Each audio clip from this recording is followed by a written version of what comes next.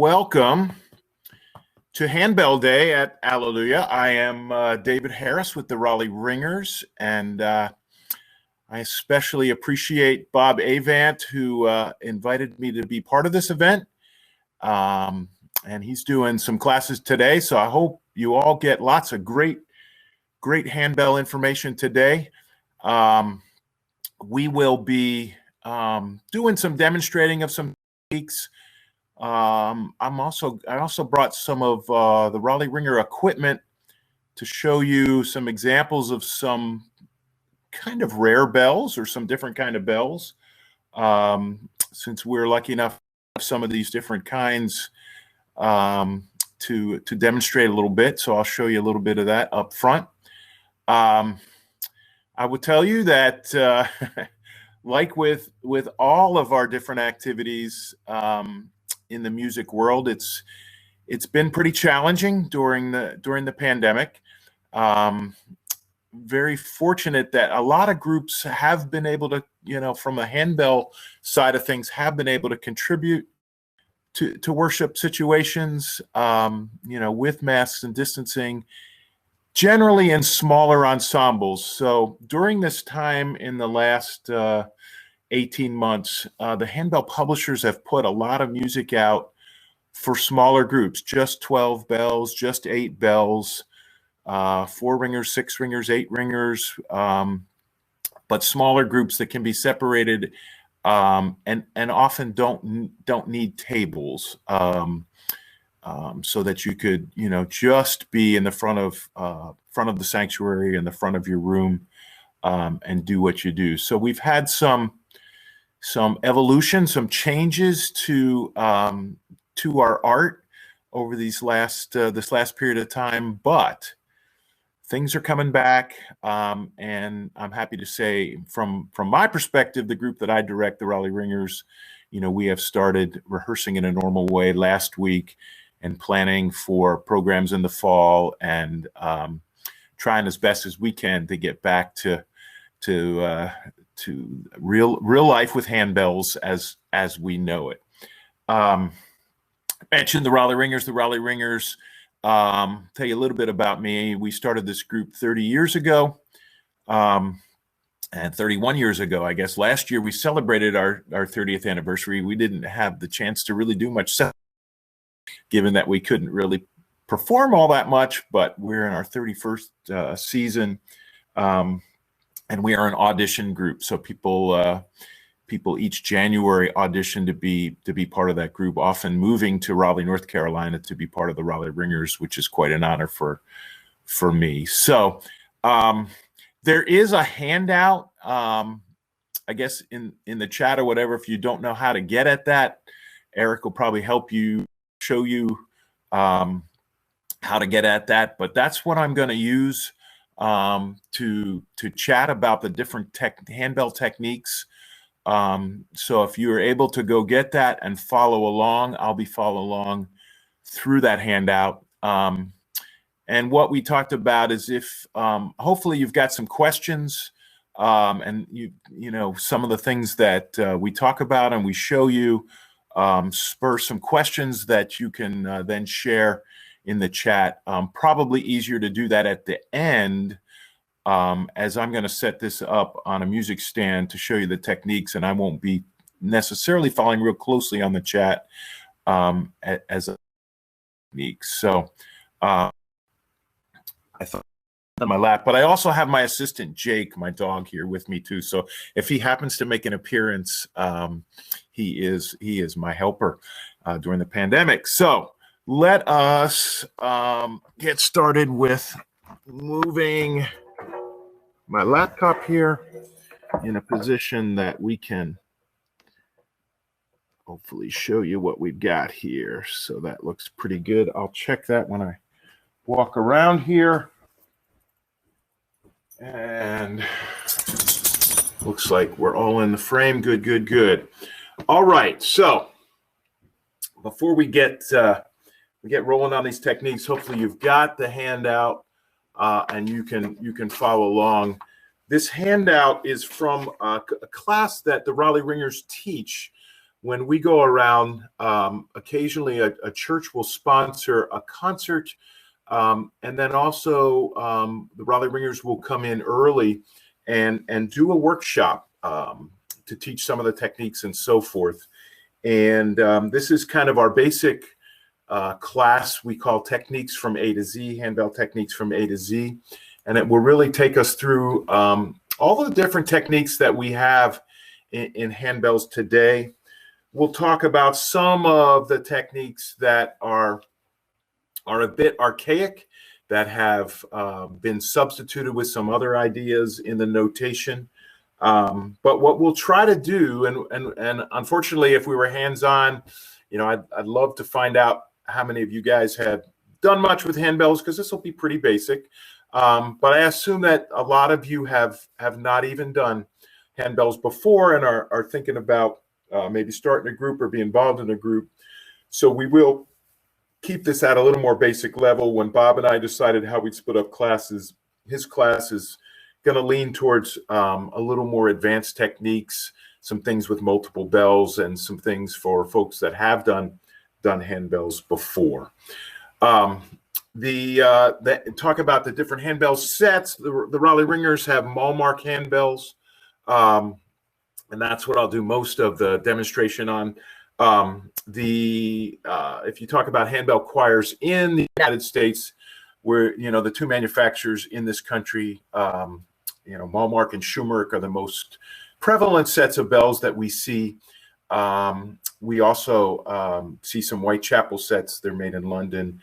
But the Raleigh Ringers have been very fortunate over the years that we have been able to expand our set. So, not only the different, when we try to keep our concerts varied and so forth, not only do we have different techniques where we can create different sounds, the Raleigh Ringers also have different kinds of bells and different tones within those bells. And I'll show you a little bit of that. So the Malmark bells, I don't know how much of this will cross, but that's the sound of the Malmark bell. And I've got the bells that we're demonstrating are more treble bells, C6 area, which is an octave above middle C. In handbells, C5 is our middle C on the score. So I mentioned Whitechapel bells. That's what a Whitechapel bell looks like. Leather handles, some leather parts inside, a little heavier bell, but more of a metallic sound, a beautiful, beautiful sound. Those handbells are made in London. A lot of our tower bells, including the Liberty Bell and Big Ben and so forth, were made by Whitechapel. So they make both tower bells and handheld bells. All right, Whitechapel also makes what's called cup bells. They have no clappers inside. That's what they look like. We have a set of those. Sometimes we display them on a rack. You have to play them with a mallet because there's no clapper in those. Very interesting overtones. So handbells generally are American bells, Whitechapel bells. We've got the main note that you hear, and then we've got many different overtones that make up the sound. The dominant overtone in our regular English handbells is the 12th. And that works very, very well with playing chords together and so forth. Some of the other instruments we have very different overtones. Sounds that may not, if you played a C major chord, they may not work as well with each other because of those overtones, but we find that they do highlight lines within our music as they can be really brought out, because they can be somewhat maybe abrupt at times. So Pettit and Fritzen, that's what this bell is, a Pettit and Fritzen bell. It's a leather handle as well. You can see it's not polished like our Malmark bells and some of our other bells, but a very unique sound that really cuts through. So we highlight in our music single lines through our score. You can't generally pick up a hymn tune and play it with just these, but that's how we use the Pettit and Fritzen Dutch bells. We also have an instrument made by Schumrick called silver melody bells. Way different looking, different profile, different shape to that casting, but also different overtones. So we use those in the same way as we use Pettit and Fritzen bells, where they really cut through and provide a way to highlight a line throughout your music. Very unique bell that we have here is called a Deegan bell. Plastic handle. They're not that, it's hard to get lots and lots of sound out of those, but several years ago there was a set available. We bought those. We found only a couple pieces that we've used those on, but again, a very different profile, very different shape, creating a different kind of sound.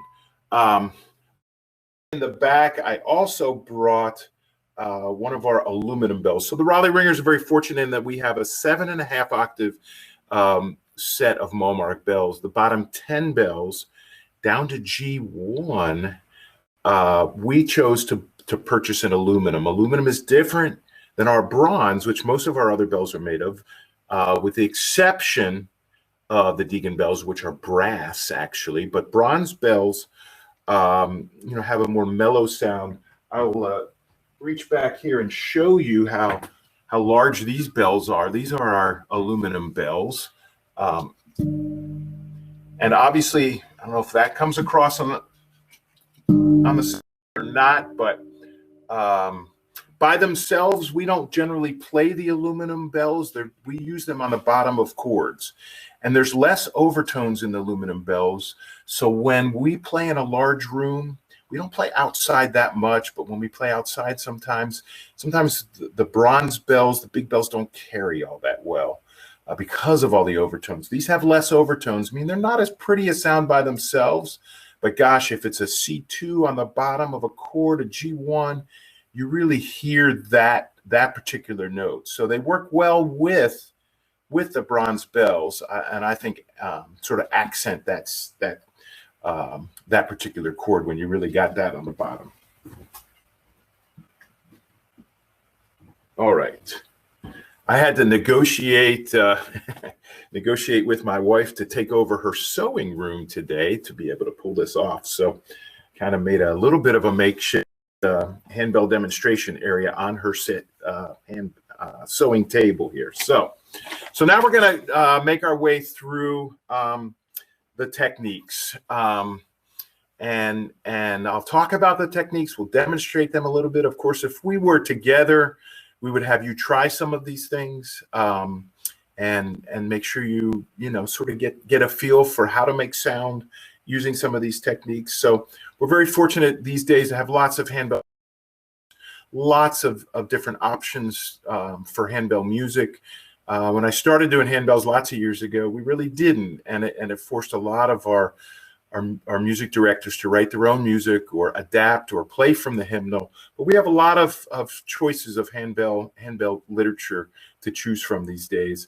And what makes our handbell piece interesting is the different techniques, is the different voices we hear throughout the piece, whether there's some staccato notes, some short sounds, stopped sounds we call them, in the bass perhaps, whether I didn't even show the chime. I have a choir chime instrument here. This is a Malmark choir chime. But sometimes in our music, it's got the diamond-shaped notes to indicate that we play that particular line or that passage on choir chimes, on a chime instrument. There are several manufacturers of chimes. But we do have a lot of choices in our music these days, and a lot of wonderful compositions out there where composers make use of these different techniques to keep things interesting for our congregations, for our listeners as they listen to, handbell music throughout our worship service. I learned handbells, started in Presbyterian Church here in Raleigh before starting the Raleigh Ringers, and did that for about 5 years. And we had a workshop with a gentleman named Don Alleluia. Don passed away a few years back, but Don started the Westminster Choir handbell program there, that concert choir. And really, one of the reasons I got started doing the Raleigh Ringers was because of the inspiration provided by that group and by Don Alured. Don came to our church group and did a 3-hour workshop. We debated for many months, should we do this? It was the best investment we ever did. We videotaped that, of course.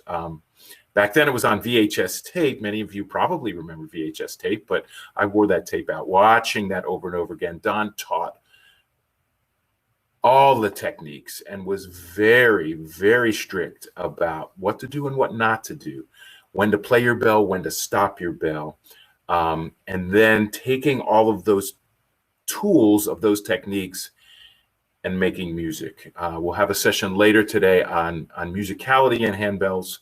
I think we still have lots of room to achieve even more music within our handbell groups, and we're going to show examples in that of some of those musical elements that make a piece, that really inspire our congregations, our audiences, because we've touched them with our music. So, but what Don taught was, first of all, and we'll get into some of this also in the Starting a Handbell Choir, but on the Malmark bells, there's a notation to show where the sweet spot is, which way to pick it up, which is that little bell symbol on that handle. But Don taught this elliptic shape, football shape, if you will, circular ringing technique that most of us use. There are variations on that, but his technique looked like that. You don't completely stretch your arm out. You make that be comfortable, but you especially we didn't bring, except for the aluminum bell, giant heavy bells here, but you want to, with the heavier bells, you want to make sure you're using your biceps and less of your wrist. Yes, you tip the bell some. When we teach to children, we often describe what we do as thinking of the bell as an ice cream cone. We don't want to lose the ice cream. We'll tip it enough that the ice cream stays on there. But again, if we're very straight with that, it's not a comfortable feeling here, and it's a stiff looking kind of stroke. So we want the bell to do the work and ring like so. Damping, of course, we come back to our shoulder and stop the bell. And again, one of my little pet peeves is some folks call it dampening, but it's really damping. There's nothing wet about any of this. So we damp the bell on our shoulder. If we're dealing with a whole note in 4/4, we play on one and we come back and damp on one of the next measure. One of the things we get into in handbells sometimes is that we damp early. We damp that before that next measure, that downbeat of the next measure, of course, robbing that note some of its value, and creating choppiness. One of the criticisms we get in handbells is that, yes, we can play rhythmic things wonderfully. This is a percussion instrument. It's in that family. But some folks think, well, can we really play lyric things? Can we create phrases? Can we play legato with handbells? And absolutely we can. But we need to be careful. If we're real choppy and damp early, we want to connect the bell line together to create that legato line. So damping is just as important as ringing. But that's the technique we're looking for. In Bob's session, you're all in my session, so if you watch the video later, he will be talking about how to put a couple bells in your hand and ring one and not the other, damp one, and so forth. Some of the more advanced techniques, if you want to check that out later. All right, some of the more basic handbell techniques are right at the top of the handout, the R we see in our music, and really that just means ring in a normal way. What happens with an R, if there's nothing there, that means R. Just ring as I just did. Damp as it's asking you to damp. Give it the note its full value. But typically we don't see that just starting in the piece. The R or the word ring written in our music sometimes usually stops another technique. So we had something happening before that, and we'll talk about those different techniques. And the R stops that technique and goes back to normal ringing. So we may have been, plucking our notes, playing them with mallets, doing some short sounds, LV, which we're going to talk about in a second. But then when you see an R, it always means go back to a normal ringing technique. And that's what's in that music. LV is a very, very important technique that's used in our music, lots and lots, and it's been used in our music since the published music started. LV means let vibrate, of course, and you want to let that bell ring. If you're playing two bells, let both of them ring, and don't come back to your shoulder, but let them ring until you see something else, and that something else can be another LV. So you start another one after you've got an LV here, and then on the downbeat, the next measure, there's another LV. So we damp and start again, kind of thing. If there's an R, like we mentioned, then we go back to normal ringing, so that LV stops. So we damp on that R. There's also a target sign you see down below the LV. On your handout, which is a damp sign. People just call it the target sign because that's what it looks like. That also, it means to stop that LV from happening. So damp. While we're talking about damping, I also want to make sure you know that you don't always have to damp on your shoulder. I personally, and there's different schools of thought on that, I personally think if you can damp on your shoulder, you should damp on your shoulder. So that when there's, especially in some of the bass passages where you've got to ring several bells in a row, you may save a lot of time by damping on the table. So pushing it into the foam. I have 4 inches of foam here today, and that's what I would recommend you have with your group. But stopping that way, to do that. Sometimes in situations where we'll stop it with the gloved hand. Of course, I'm different schools of thought on wearing gloves and not wearing gloves, but I've always worn gloves, and I think it's safer for the bells, and it's also provides, I think, it's better for your hands. But either way is fine. Some people feel like they want that natural feeling of the skin touching the instrument and so forth, and we just got to do a lot more, and so forth, and they do tarnish some with the oils on our hands. So anyhow, that's some of the LVs and Rs. There's also a little symbol there next to that target sign, which is a selective damp. So I'll let you know when some of these are a little bit more rare, and that one is a little bit more rare.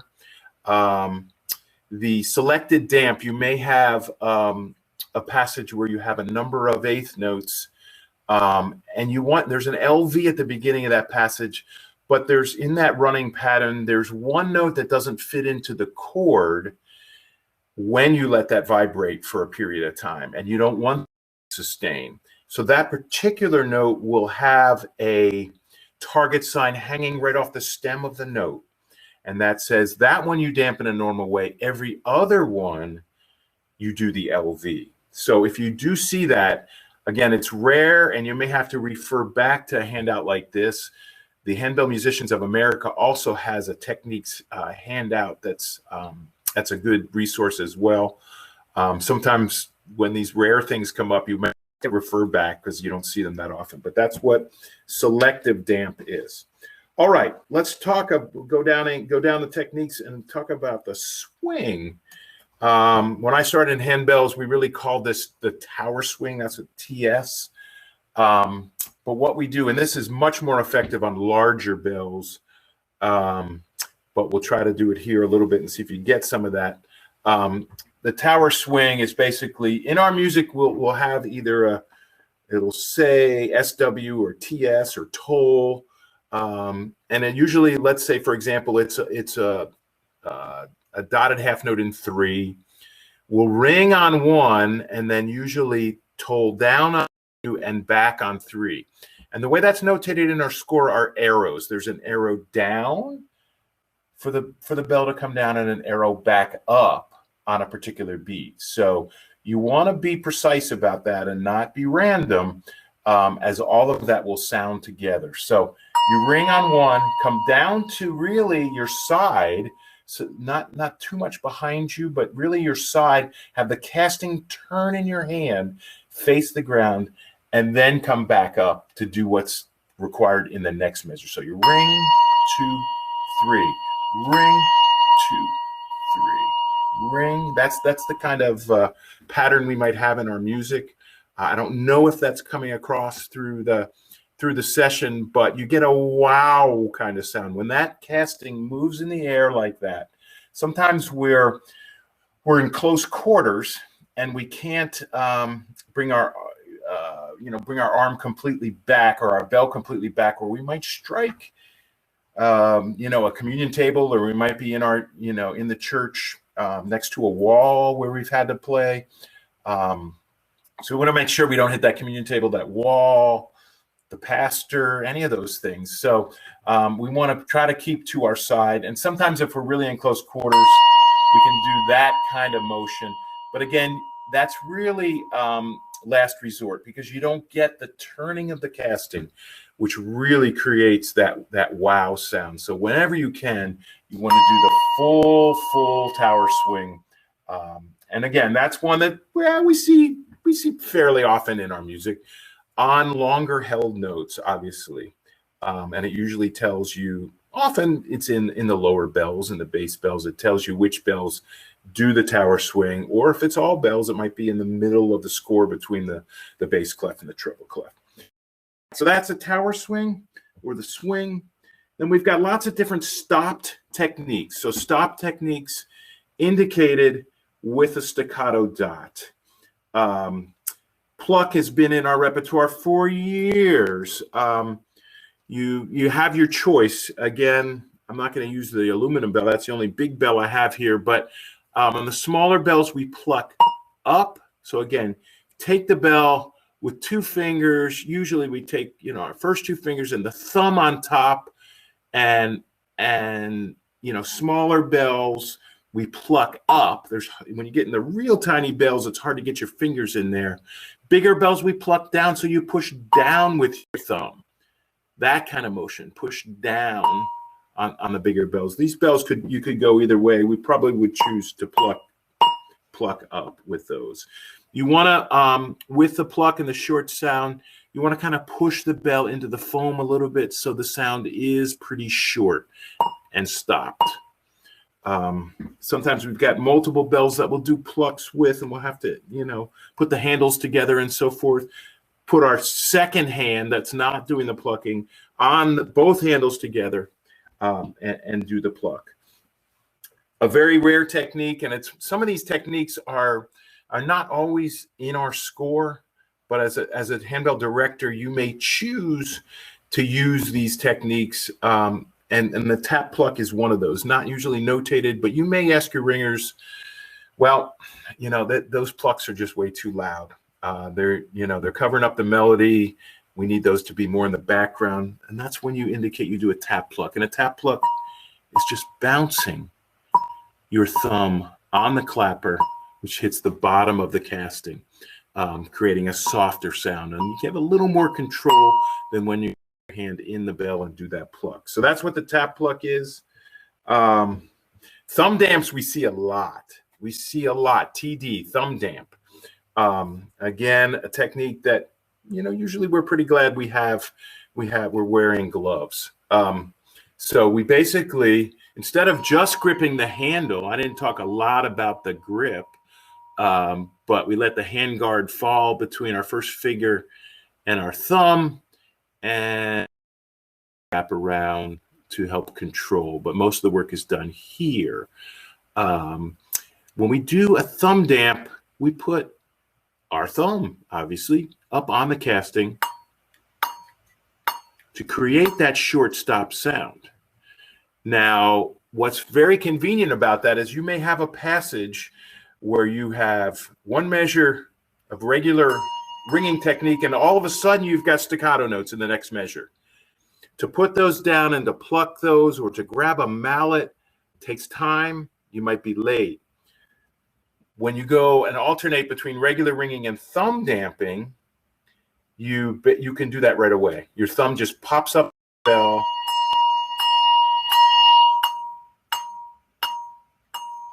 And you can go back and forth very quickly that way. So thumb damps and plucks sound very similar. So often our composers will write that for the higher bells, thumb damp, the lower bells, pluck or mallet, which we'll talk about. I don't personally like to mix malleting a lot with other mallets. Can take over a little bit. So, but plucks and thumb damps together work wonderfully, wonderfully. There are times when you get to bigger bells with bigger castings that a thumb isn't enough. So I'll just, as an example, I'll just touch the bell a little bit. And you see it's not as short a sound. And so on those bigger bells, when you get down to the bass clef, you may also use your first finger around the casting, like I'm doing here, if you need more than your thumb. I caution you not to do too much. We end up not even be able to discern the pitch if you've got your whole hand. There is rotation in here for hand damp. Sometimes that's called for in our music, very rarely. And usually that's just a percussive sound. And because you don't get a lot of that, of the pitch of that actual note. So that's what HD or hand damp. I don't know if I've ever actually seen HD written in our music. Occasionally. And what happens in our handbell music often, if there's some of these rare techniques, there often will be a footnote to help us go, oh yeah, that's what that is. All right, shakes have been in our music forever as well. Shake is one of only two techniques that you can actually create a crescendo of sound. Every other handbell technique, when you ring it, it decays. It's a decrescendo. It gets softer. With shakes, you can do both, a crescendo and a decrescendo. Of course, you are striking the bell many times when you shake. You want it a little bit more loose in your hand as you shake the bell. And the other thing about the shake, it'll either be that squiggly line in our music. The one thing to be careful about with shakes is when to stop the shake. That's often just written in our music, and our ringers stop at many different times. We usually strike at the same time and maybe not stop. So decide within your group when you want them to lift and lift that into a ring. It's hard to take the shake and damp it while it's still shaking, because that bell's moving and it's coming into your shoulder as it's moving. So especially the big bells, that could hurt a little bit. So, usually we lift at the end of a shake into a held note, whether that's just one beat or if it's a shake at the end of a song, that's very hard to get all of that stopped together. So I will usually ask ringers to then play one final held whole note or a longer note. But shakes are in our music all the time. Ring touches are not as popular. They haven't been in our music forever and ever like some of these other techniques, but they're coming on pretty strong. Now, sometimes we look at technique and we take it completely literally what that word says. Ring touch. I once worked with a bell choir, and they asked me to work on a song or two with them, and what they thought ring was ring touch, which is not what a ring touch is. Boy, is that literal, though. You ring it and you touch it. What you do with the ring touch is create a very short sound by damping very quickly on your shoulder. So it's a very short note, like our plucks, like our other stop sounds. And come back to your shoulder very quickly.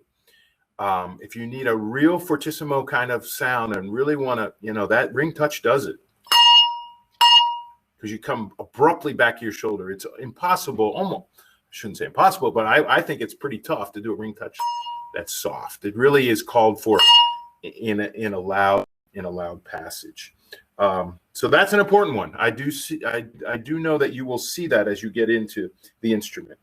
Very unique. The next set of techniques, martellato, unique to handbells. What is a martellato? Again, like a ring touch, it's a loud technique. So martellatos, 99% of the time are used to bring out something, the end of a piece, a nice big stinger at the end. You want to hear a line coming up through other activities in the bell set, but you use the martellato. And what is the martellato? The martellato is a bounce off the table, but with the martellato without the arrow, just that triangle shape, the black triangle, is a short note. So you take it firmly into the foam, so it stays short. If you're not pushing it hard enough, it could last a little bit. And you really want to, if the composer is asking for a martellato, they want it short, stopped, done. Now, that same articulation of hearing that attack so abruptly, sometimes you want that to sustain for a period of time.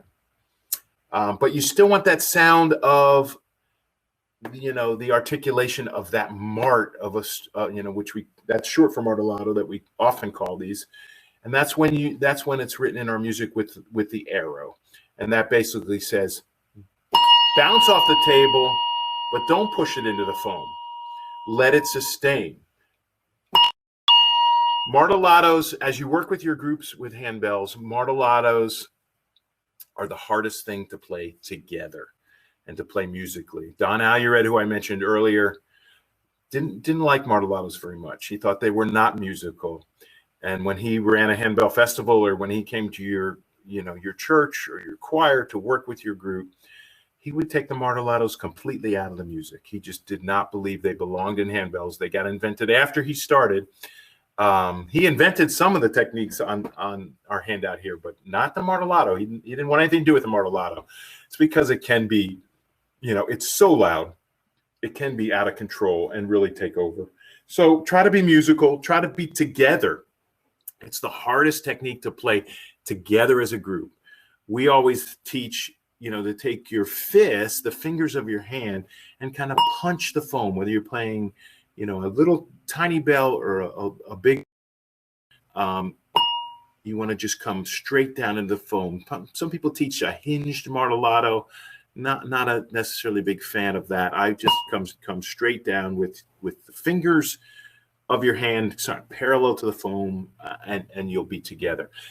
Martellatos are not often called for in the lower bells. They can actually, our handbell manufacturers have asked publishers of music, do not put that below, I believe it's below a C4 or a G3, because they have had damage from incorrect martellatos on the lower bells, and they have broken. The same thing goes with mallets. That also has caused bell damage if you do it incorrectly. So we often have just plucks in the low bass while everyone else is doing the marts to avoid that problem.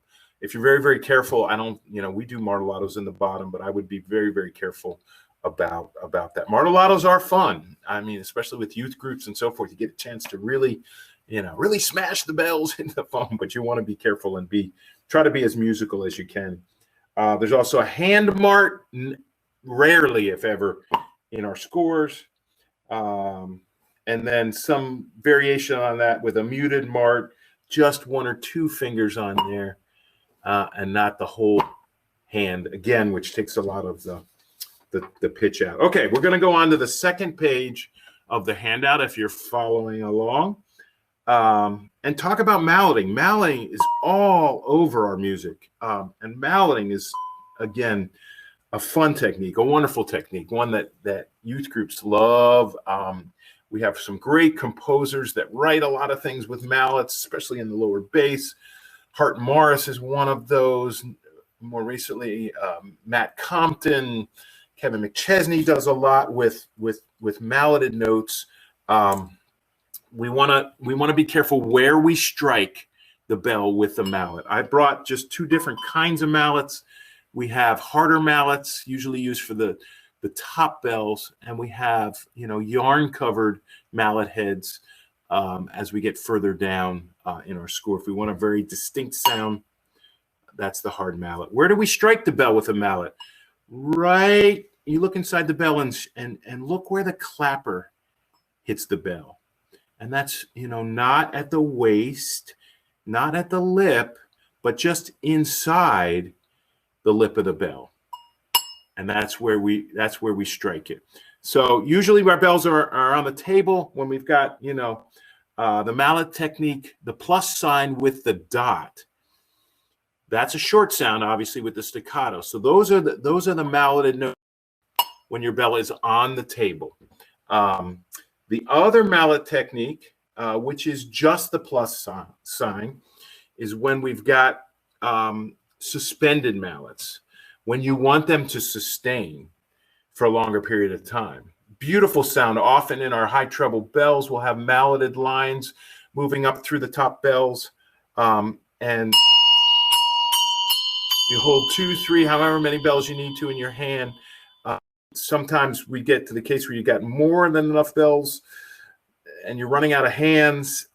You can hold several bells yourself and have your neighbor do the malleting to solve. You know, a lot of what we do in handbells is problem solving when you get in situations. So kind of think outside the box and don't think that you have to, you know, be responsible for the bells you're assigned. Your neighbor can help you and so forth. But mallets are used just, you know, all over the place in our music. So it's a technique you've got to get under your belt if you're going to jump into handbells. Then the next couple ones have to do with mallet rolls. They are more prevalent these days than they used to be. So if we've got a suspended note, this is another one where you can actually do a crescendo. There may be, we're going to talk about the singing bell stick. That's one that you can create a crescendo. I guess there are actually 3 that you can create a crescendo. So you want to, again, if you're really going to do mallets right, you bring in a percussionist from your local symphony and have him do some mallet technique with your ringers. The other thing that, you know, so there's 2 sounds in handbells. Stray away from my handout a little bit. There's 2 sounds in handbells we absolutely don't like. The worst sound is when castings touch each other. That's really the worst. The other one is when we mismallet a note and we hit with the hard stick. It sounds almost like that bell clash. We wrap our mallets in duct tape, actually, more than anything. Sometimes people do tennis grip or handlebar grip from your bike or something that has a little fuzzy to it. So when you miss, it's not as bad. Still not the perfect sound as if you would have hit it correctly, but it's less obnoxious.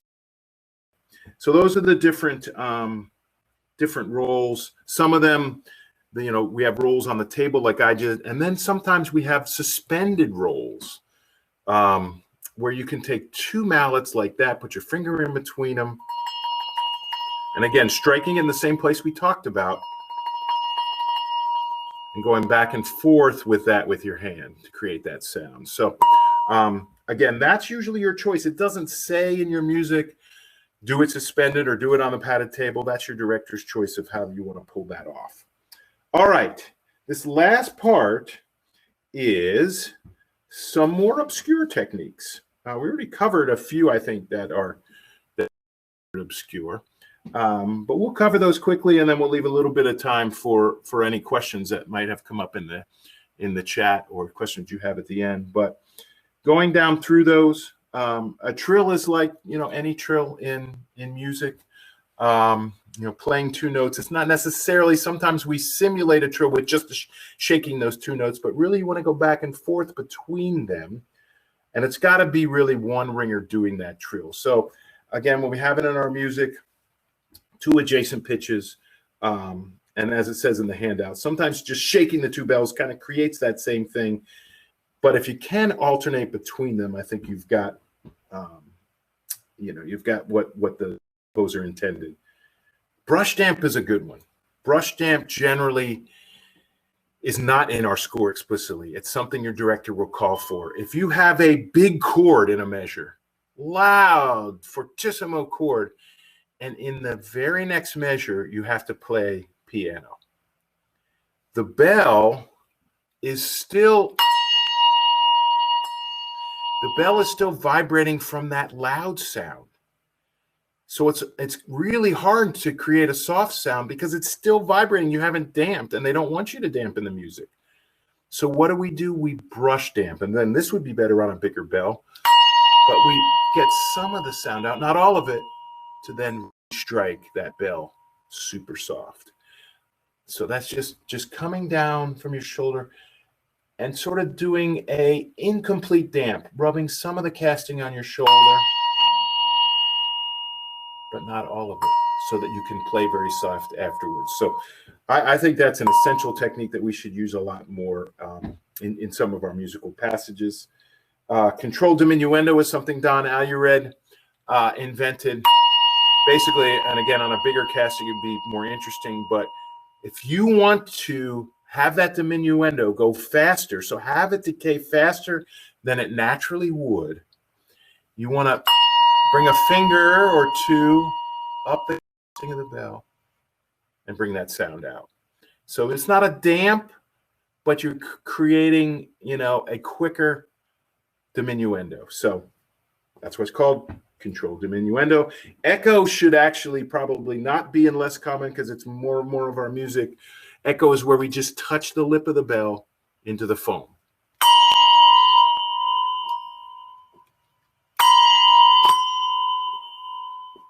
Yeah, and again, bass bells usually get the echoes.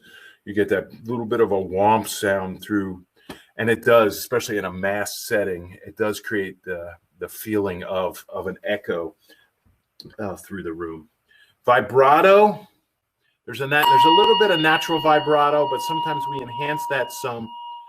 Bigger bells, we can grab the handle and go back and forth. I doubt this is coming through the session, but we basically rotate that back and forth to create the vibrato. Often at the end of a piece, we've got a real serious, softer piece, and we want to just create that vibrato at the end. It can be an absolutely gorgeous technique. Pluck lift, much like the martellato lift, you want the same articulation of the pluck sound, but it has to last longer than that short beat. So you pluck it still, and you lift the bell off the table. So that's what the pluck lift is. Again, not often in our music. Rolled chords are like rolled chords anywhere.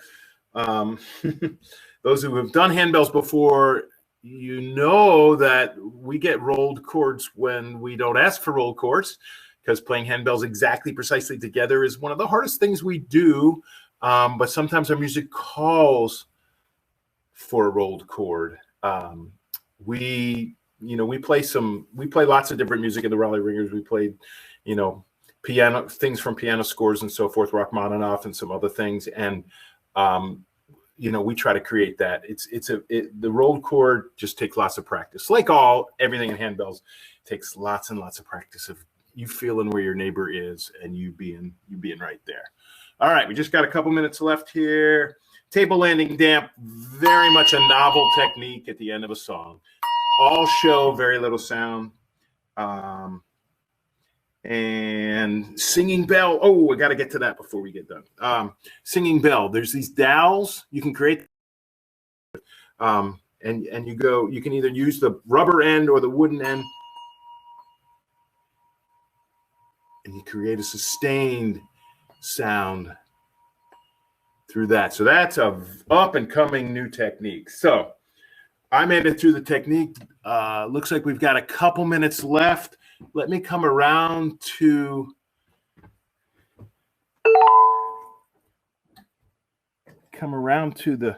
my laptop here and see if we've got some questions. Yes, very much like a wine glass. Jesse said exactly.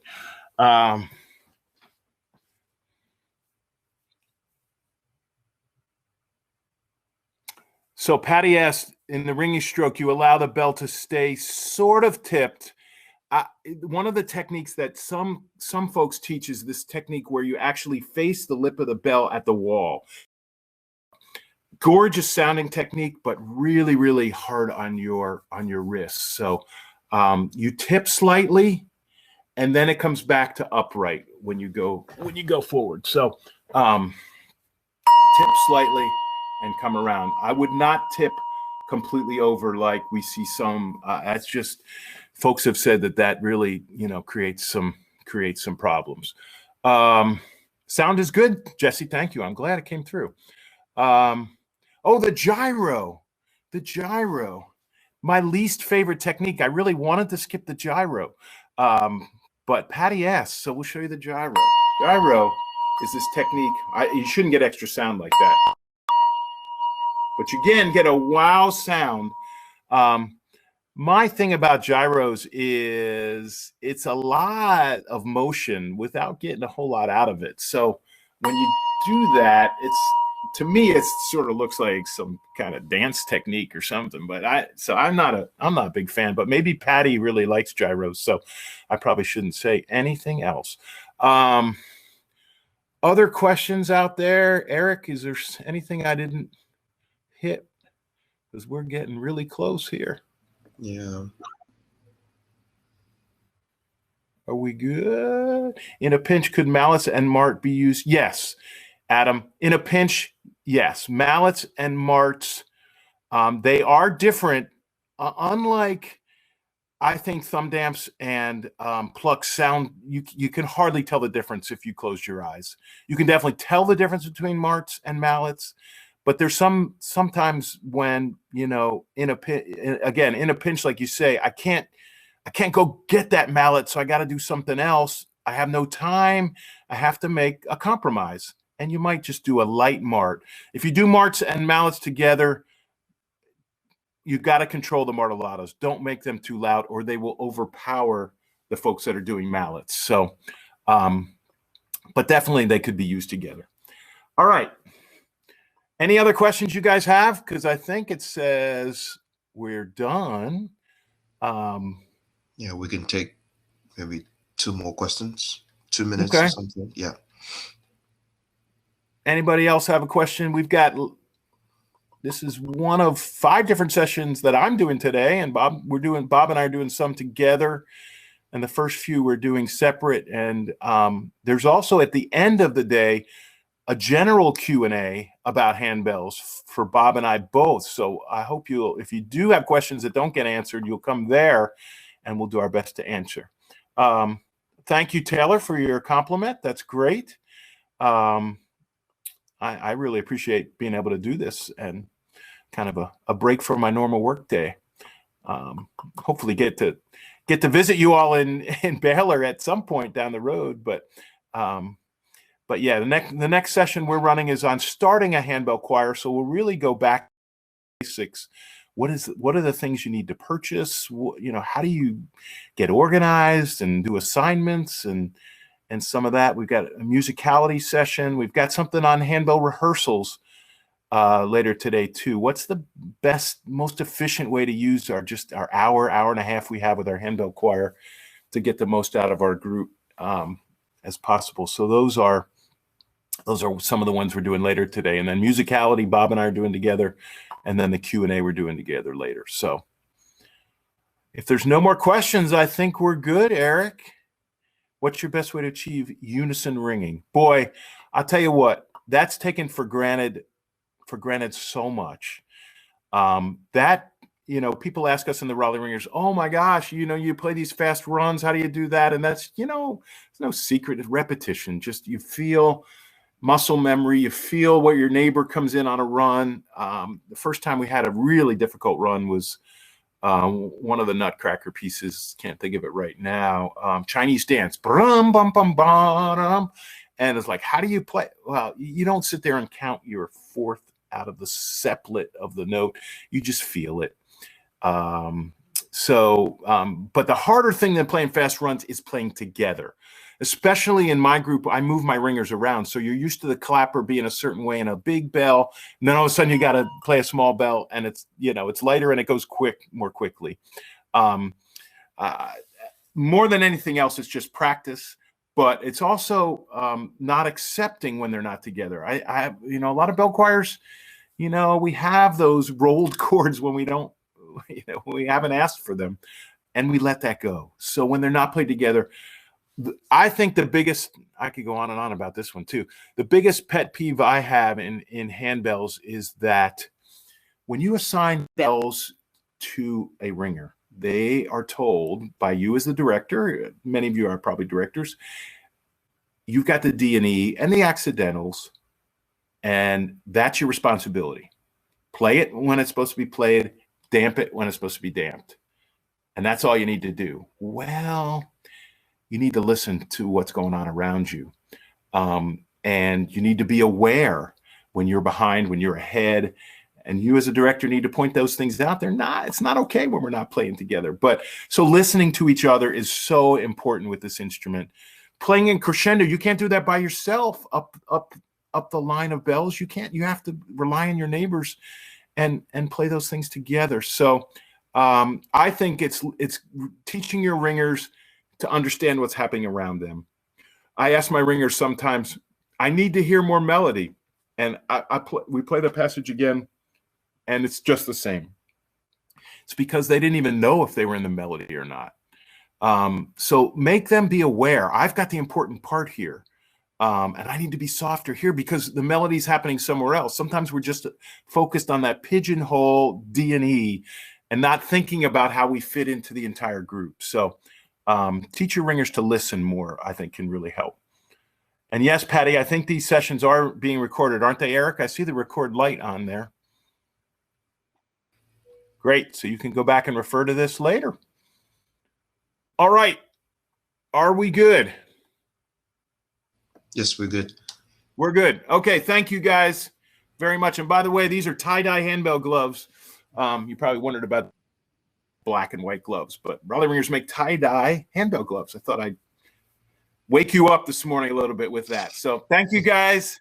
Enjoyed having you, and hope I see some of you or see you in the chat at least later today in another session. So thank you.